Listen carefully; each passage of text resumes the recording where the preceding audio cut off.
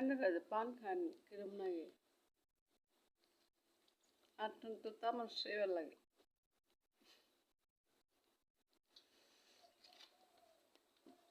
পান আমার প্রিয়, পান আমার জানের জান। আমার ভালো লাগে আমার পান। আচ্ছা কথা, পান অনেকটা এত ভালো লাগে, কোনো অসুবিধা নেই। একক তো একদিন ভাত না খেলেও চলবো মনে কর, কিন্তু পান না খেলে ভাল লাগে না।